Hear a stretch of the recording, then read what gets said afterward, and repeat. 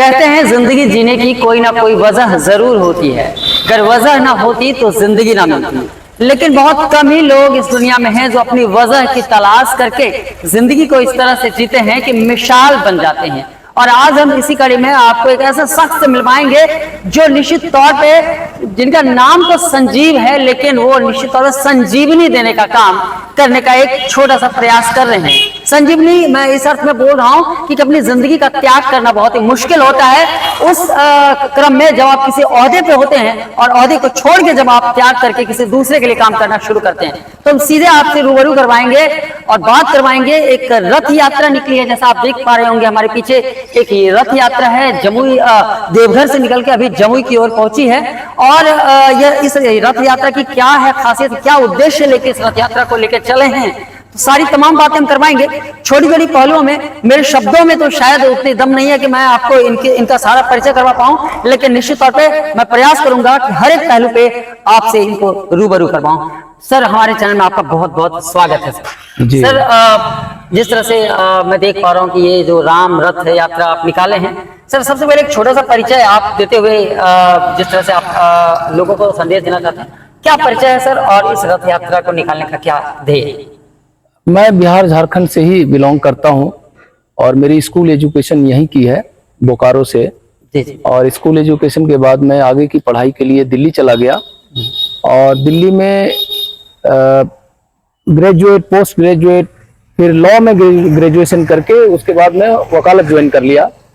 और आज लगभग 25 साल की मेरी प्रैक्टिस है। मैं कॉर्पोरेट प्रैक्टिस में हूँ, Delhi high court, supreme court में, और परमात्मा का दिया हुआ सब कुछ है मेरे पास। परंतु पिछले 10 साल से, जब 2013-14 में मेरे पिताजी को कार्डियक अरेस्ट आया और जो मैंने समस्याएं महसूस करी कि जो है झारखंड या बिहार जैसे जगह पर किसी एक एंजियोग्राफी तक की भी सुविधा नहीं थी कि मैं उनका एंजियोग्राफी करा करके उसकी रिपोर्ट कहीं मैं आगे भेज पाऊं कि भाई इनको बाईपास सर्जरी होगा या एंजियोप्लास्टी होगा या स्टंट डलेगा, और वह एक समस्या नहीं थी। उसके बाद तमाम कई ऐसी प्रॉब्लम मेरे घर में और आस पड़ोस में आए, जिससे ये लगा कि कम से कम एक ऐसा अस्पताल हमारे क्षेत्र में होना चाहिए जो समुचित इलाज लोगों का दे सके और जो फिर मतलब दिल्ली बॉम्बे जाने की जरूरत ना पड़े।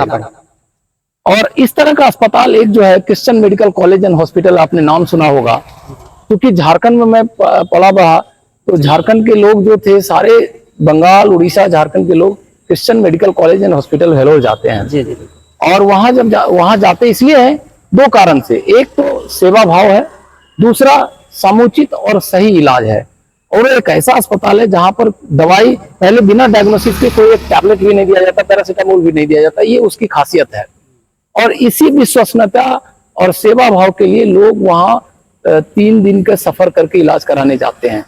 या फिर जो नॉर्थ बिहार के लोग हैं वो लखनऊ या दिल्ली एम्स जाते हैं।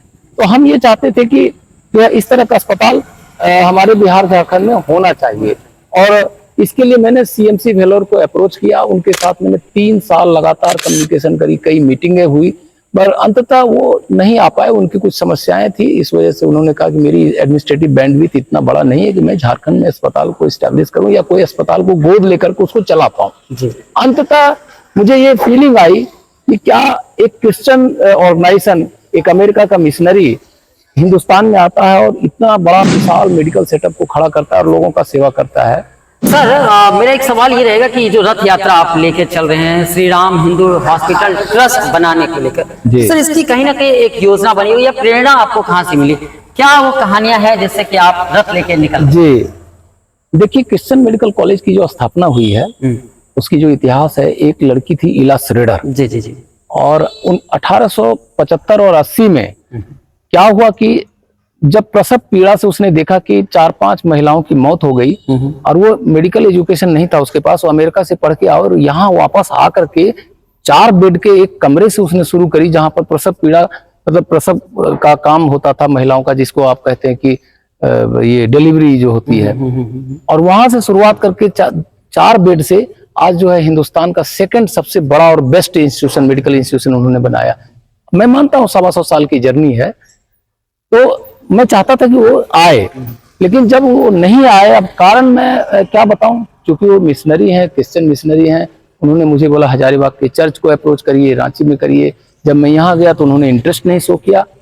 और लास्ट जो है, मैं 2023 में जब वहां से लास्ट बोर्ड मीटिंग करके निकल रहा था, तो मुझे रोना आ गया एयरपोर्ट पे, चेन्नई एयरपोर्ट पे, कि क्या एक छोटा सा जो क्रिश्चियन ऑर्गेनाइजेशन जो अमेरिका और यूरोप के हैं, जिसकी टोटल पॉपुलेशन से भी ज्यादा पॉपुलेशन हमारे यहाँ सिर्फ हिंदू की है, तो क्या इतने 100 करोड़ हिंदू क्या एक दान दे करके एक बड़ा मेडिकल संस्थान भेलोर जैसा नहीं कर सकते क्या?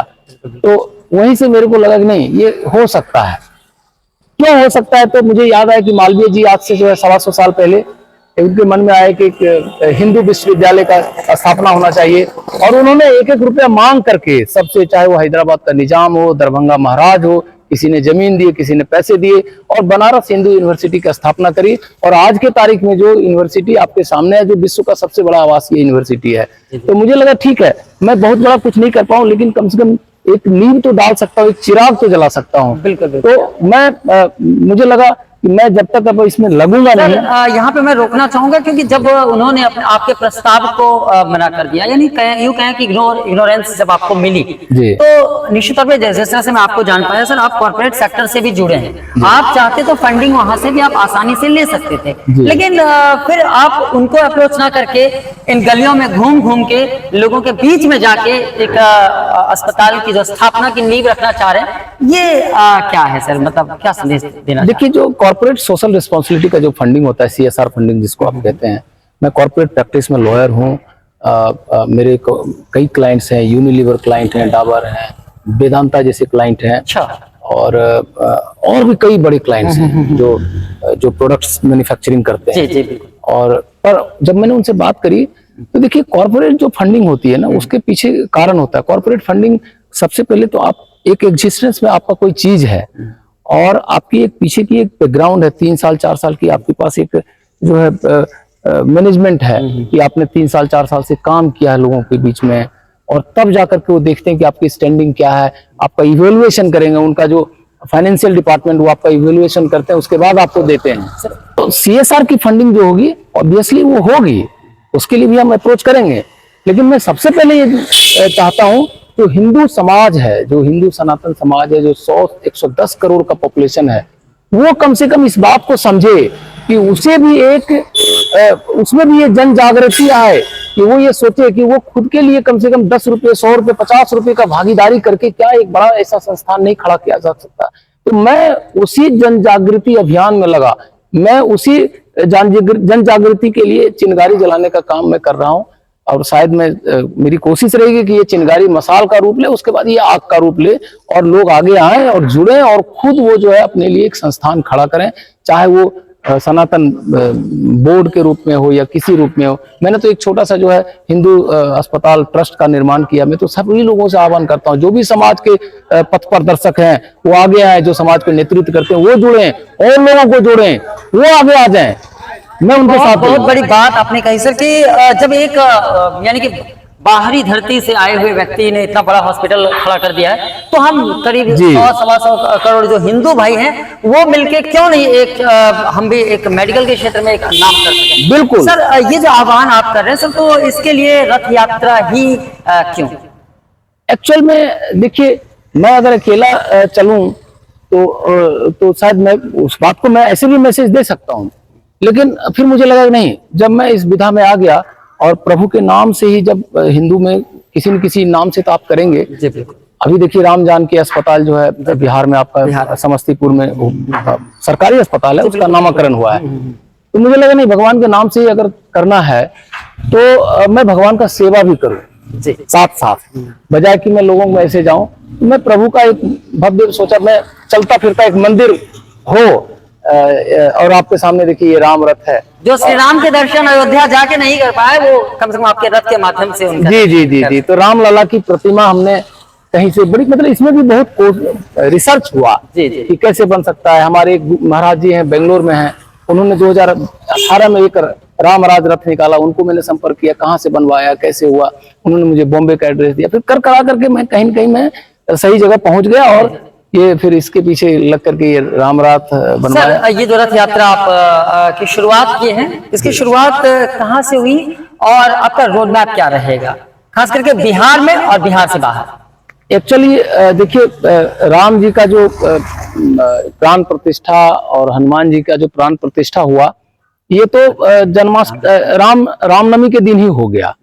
और फिर हम अयोध्या से यहाँ आए देवघर, और देवघर में अक्षय तृतीया के दिन हमने जो है पदयात्रा शुरू करी, और तब से हम चले जा रहे हैं। आज 15 दिन हो गए हैं। अच्छा सर, तो देवघर से निकलने के बाद जम्मू, और जम्मू में क्या मतलब क्या संदेश देना चाहेंगे जम्मू वालों को, और जम्मू में किस तरह से आप अपने रथ यात्रा? मैं तो जम्मू ही नहीं, मैं तो पूरा झारखंड, बिहार और इस तमाम क्षेत्रों से लोगों को संदेश दूंगा जिनको एक्चुअल में ये कमी महसूस होती है कि वो लखनऊ और दिल्ली जाते हैं इलाज कराने के लिए, वो आगे आए, सबको साथ लेके आए। और मैं ये चाहता हूँ कि ये एक आंदोलन का रूप ले और सब एक मूवमेंट का रूप ले, वो आगे आए और वो खुद हमसे ज्यादा और बढ़ चढ़ के करें। मैं तो कोशिश कर रहा हूँ लोगों को जगाने का। मैं चाहता हूँ लोग खुद से जगें और औरों को जगाएं, और एक आंदोलन का रूप हो और कुछ बड़ा इस दिशा में हो। सर निश्चित तौर पे कई लोग ऐसे होते हैं कि आपकी बातों को सुन के निश्चित रूप से प्रभावी हुए होंगे, और वो कहीं ना कहीं एक इच्छा उनके मन में जगी होगी कि हम भी कुछ कर गुजरे आपके लिए, करके दिखाएं। तो सर किस तरह से आपको मदद कर सकते हैं, या किस तरह से वो, अगर आप मदद करना चाहें तो किस रूप से आपसे जुड़ सकते हैं? देखिए, हमसे लोग जुड़ भी रहे हैं जी। मैं जिस भी शहर में जा रहा हूँ, छोटा सा कस्बा में जा रहा हूँ, कल मैं जैसे खैरा में था, उसके पहले मैं गिद्धौर झाझा में था, तो जहां भी मैं गया लोग हमसे जुड़ रहे हैं, अपना नंबर दे रहे हैं, मेरा भी नंबर ले रहे हैं, और वो कह रहे हैं कि भाई हमसे जितना हो सकेगा हम आपके साथ चलेंगे। तो हमारा यात्रा देखिए अभी तो बिहार में है, बिहार से हम निकलेंगे तो मेरा पूरे समस्त भारत का यात्रा है। अच्छा। यहाँ से उत्तर प्रदेश होते हुए रामेश्वरम तक, केरल से लेकर रामेश्वरम से लेकर तेलंगाना, आंध्र प्रदेश होते हुए बंगाल, उड़ीसा, आसाम से पुनः वापस हमारी जो यात्रा समाप्त होगी झारखंड में होगी। जी सर, तो यानी कि जो रोड मैप तैयार की गई है वो पूरे संपूर्ण भारत भ्रमण की ओर बढ़ चली है। मेरा सवाल ये था सर कि किस तरह से हम आपको मदद कर सकते हैं, यानी कि कोई फंडिंग अगर देना चाहे, या ये श्री राम हिंदू हॉस्पिटल ट्रस्ट को अगर अपना कुछ भी योगदान दे सके तो किस तरह से दे सकती है? देखिए, वो मतलब भौतिक रूप से फिजिकली अगर वो नहीं मिल सकते हैं हमसे, मतलब हमारे साथ नहीं चल सकते, चले तो बहुत बढ़िया बात है, क्योंकि एक कारवां चलेगा। नहीं चल सकते तो जो है वो पैसिवली जिसको कहते हैं कि मतलब जहां भी जो है वो जिस माध्यम से है, क्योंकि आजकल तो सोशल नेटवर्क है, हर कोई जो है मिनट में जुड़ जाते हैं। तो मैं जो कोशिश करूंगा कि जो लोग हैं वो सोशल नेटवर्क के द्वारा जितने ज्यादा उनके कोई फ्रेंड हैं, उनके दोस्त हैं, या उनके विचारों से जो सहमति रखते हैं उनको जोड़ें, वो आगे आए। जो दान करना चाहते हैं, जो फंड करना चाहते हैं, तो हमारा वेबसाइट है, मैं आपसे वेबसाइट भी शेयर करूंगा। अब देखिए यहाँ पर सारा, देखिए मैं दिखाना चाहूंगा कि यहाँ पे जितने भी सोशल मीडिया साइट्स हैं उनसे भी आप जुड़ सकते हैं, चाहे वो फेसबुक से जुड़ना चाहे, इंस्टा से जुड़ना चाहे, लिंक्डइन से, या फिर व्हाट्सएप से। निश्चित रूप से आप इन वेबसाइट को से जुड़ सकते हैं। QR कोड भी दिया हुआ है। कुल मिला के आप बहुत आसानी से आप रीच आउट कर सकते हैं, रीच कर सकते हैं किसी भी सोशल मीडिया माध्यम से। चाहे फेसबुक पे अगर आना है तो श्री राम हिंदू हॉस्पिटल ट्रस्ट को आप सर्च करेंगे, फेसबुक पे, इंस्टा पे, यूट्यूब पे और भी अन्य प्लेटफॉर्म्स पे आप मिल जाएंगे। आपको सिर्फ सर्च करना है श्री राम हिंदू हॉस्पिटल ट्रस्ट। आप वहां से अगर आप सर्च करते हैं, वहां तक पहुंच के आप निश्चित रूप से माध्यम से, किसी माध्यम से आप जुड़ सकते हैं। सर तो क्या कोई QR वगैरह भी है जिससे कि लोग आपको हेल्प जी QR कोड देखिए, हमारे जो रथ वाहन है उनकी दोनों तरफ जो विंडो है, उस पे जो है QR कोड है। 2 QR कोड है, एक जो है कोई दान करना चाहते हैं उनके लिए है, और एक जो है जुड़ने के लिए है। अच्छा। अगर वो QR कोड को आप स्कैन करेंगे तो आपको एक ऑप्शन आएगा, फेसबुक, इंस्टा, यूट्यूब, व्हाट्सएप, आप किससे, जिस पे आप क्लिक करेंगे आप उसी से जुड़ जाएंगे। क्या बात है, ये बहुत ही अच्छा टेक्निकल एक आपने बात बताई सर। तो सर अंत में एक मैं आपसे जानना चाहूंगा कि क्या संदेश रहेगा पूरे संपूर्ण भारत को लेकर, संपूर्ण भारत के भारतवासियों को, संपूर्ण हिंदूवासियों को क्या संदेश रहेगा आपके एक माध्यम से, ताकि लोग जागरूक हो सकें और आपकी बातें उन तक पहुंच सके? देखिए, प्रभु राम लला तो आ गए, उनका जो है प्राण प्रतिष्ठा हो गया, मंदिर बन गया। अब जरूरत है राम राज की, और राम राज की परिकल्पना का मतलब होता है बहुजन हिताय बहुजन सुखाय। समस्त भारत के जो अंतिम पीढ़ी पे, अंतिम पायदान पे लोग हैं, प्रभु राम तो उन्हीं के लिए थे सबसे पहले। जी बिल्कुल। जब तक उनका पार्टिसिपेशन, उनकी सहभागी आपके समाज में नहीं होगा, तब तक आप राम राज की स्थापना नहीं कर सकते हैं। और इसीलिए जो सबसे पहला कदम हमने लिया, हमने कहा कि जो स्वास्थ्य एक ऐसा चीज है ना, उससे सबसे पहले प्रभावित होते हैं लोग। तो सबसे पहले अगर आपको रामराज की परिकल्पना आप करना चाहते हैं, रामराज की स्थापना करना चाहते हैं, तो सबसे पहले जो है स्वस्थ भारत की परिकल्पना करिए। और स्वस्थ तभी आप रहेंगे जब आपके पास एक अच्छा अस्पताल हो, क्योंकि सरकारी अस्पताल हर जगह हैं, लेकिन आपको भी पता है कि सरकारी अस्पताल दिखती हैं, इतने बड़े बड़े बिल्डिंग बन गए। पटना एम्स आज 15 साल से है, लेकिन लोग पटना एम्स नहीं जाकर के दिल्ली जाना चाहते हैं। लोग जो है लखनऊ का जो पीजी जो KGPM कस्तूरबा गांधी या जो एक मेडिकल कॉलेज है वहां जाना चाहते हैं। लोग वेलोर जाना चाहते हैं, लोग पुणे जाना चाहते हैं, बेंगलोर जाना चाहते हैं। हमारा इस क्षेत्र में ऐसा कोई भी भगवान के नाम से ऐसा कोई भी एक ऐसा मेडिकल संस्थान या हिंदू के नाम से नहीं है जो जिस तरह से क्रिश्चियन के हैं। तो हम चाहते हैं कि जैसे क्रिश्चियन का एक बहुत बड़ा अस्पताल, एक संस्थान वेलोर है, या अन्य और भी हैं, सेंट स्टीफन है, दिल्ली में है, गुड़गांव में है, तो उसी तरह से हिंदू को भी एक इस तरह का बड़ा अस्पताल बनाना चाहिए। अस्पताल ही क्यों, मैं तो कहूंगा स्कूल्स भी हों। अब आप देखिए, आप अपने बच्चों को पढ़ाने के लिए सरस्वती शिशु मंदिर में बिल्कुल पहले मजबूरी में भेजते हैं। अगर कोई जो है सेंट स्टीफन का स्कूल है, सेंट जोसेफ का स्कूल है, तो आप उसमें प्रेफर करते हैं। क्यों? Quality of education. मैं ये नहीं कहता कि हिंदू के ऐसे नहीं है, हिंदू के भी ऐसे इंस्टीट्यूशन है। मेरे बोकारो में एक चिन्मया मिशन का स्कूल है जो टॉप क्लास के बच्चों को निकालती है। रामकृष्ण मिशन है देवघर में, जहां हम पहली बार गए थे तो हम रात्रि विश्राम हमारा रामकृष्ण मिशन में हुआ था, और बड़ी स्वागत करी थी उन्होंने इस विचार का। उन्होंने मुझे बड़ी, मैं बता नहीं सकता कितना अच्छे तरीके से उन्होंने स्वागत किया। तो RK मिशन भी आपके यहाँ है, ऐसा नहीं कि नहीं है। सर, इस हॉस्पिटल का निर्माण कहाँ, आप नींव कहाँ रखना, देखिए कहाँ पे इस हॉस्पिटल का निर्माण होगा? ऐसा बड़ा अस्पताल हर राज्य में होना चाहिए, राज्य में, हर राज्य में। शुरुआत जो एक आप मन में एक लेके चले होंगे कि मुझे यहाँ शुरुआत करनी है, चूंकि बिहार झारखंड सबसे पिछड़ा है जी स्वास्थ्य के मामले में। अन्य राज्यों में इतनी बुरा हालत नहीं है जितना यहाँ है। इस वजह से हमने सबसे पहले सोचा कि यहाँ से शुरुआत करें। लेकिन मेरी परिकल्पना है कि राम राज के लिए तो समस्त भारत में ऐसा होना चाहिए, हर राज्य में होना चाहिए। अगर संभव हो तो छोटे छोटे हर जिला में भी हो तो कोई बुराई नहीं है। मैं इसको एक बहुत बड़ा संस्थान के रूप में देखना चाहता हूँ। शायद मैं अपने जीते जी देख पाऊं, नहीं देख पाऊं, लेकिन मेरी कोशिश है कि ये हो। और कोई भी अगर सक्षम है, सबल है, तो वो आगे आए और इस दिशा में वो काम करें।